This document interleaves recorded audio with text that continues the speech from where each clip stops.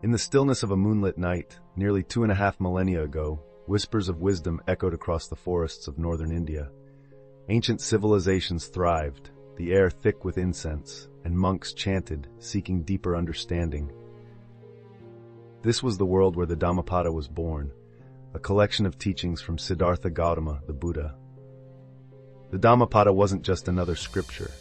It was a map, a path laid out by the Buddha himself, showing how to navigate the tangled web of suffering and desire. Written around the 3rd century BCE, these verses weren't a single manuscript, but a gathering of pearls of wisdom from the Buddha's many discourses. In a time where oral tradition reigned, the spoken word held the power to change lives, and the verses of the Dhammapada were memorized, recited, and passed down like sacred heirlooms. In those days, the world grappled with timeless questions. What is the purpose of life? Why do we suffer? How can we find true happiness? The Buddha, having renounced his princely life, embarked on a quest to answer these questions. His journey led to the discovery of the Four Noble Truths and the Eightfold Path, fundamental concepts that became the bedrock of his teachings. One day, a group of monks gathered under a large Bodhi tree, eager to hear the Buddha's words. The Buddha, with a serene smile, began to speak in verses, each one a gem of insight. All that we are is the result of what we have thought, he said, his voice calm as a still pond. If a man speaks or acts with an evil thought, pain follows him, as the wheel follows the foot of the ox that draws the cart. In those simple words, the Buddha captured the essence of karma, the law of moral causation. The monks listened intently, their minds absorbing the truth.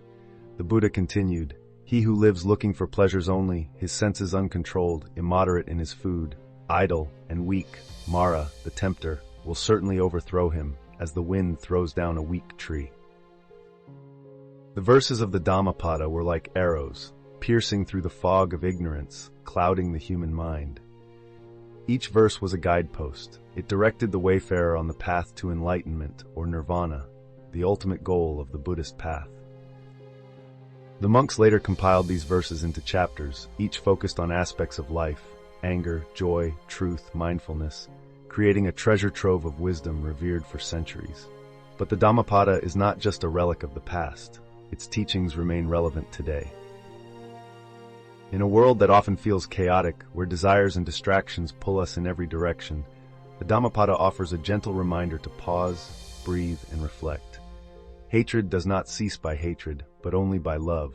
This is the eternal rule the Buddha taught. Imagine if these words guided today's world. How different might things be? As we navigate modern life, the Dhammapada invites us to turn inward. It encourages peace within and walking the path of righteousness with mindfulness and compassion. It's a call to live a life of purpose, to cultivate wisdom and kindness, and to let go of ignorance and suffering. So, dear seeker of truth, as you walk your path, let the verses of the Dhammapada light your way.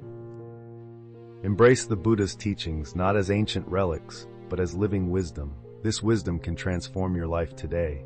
And remember, better than 1,000 hollow words is one word that brings peace. If this journey into ancient wisdom has touched your heart and mind, consider sharing it with others. Don't forget to like, share, and subscribe for more insights from the ancient world. Together, let's continue to seek the truth, one verse at a time.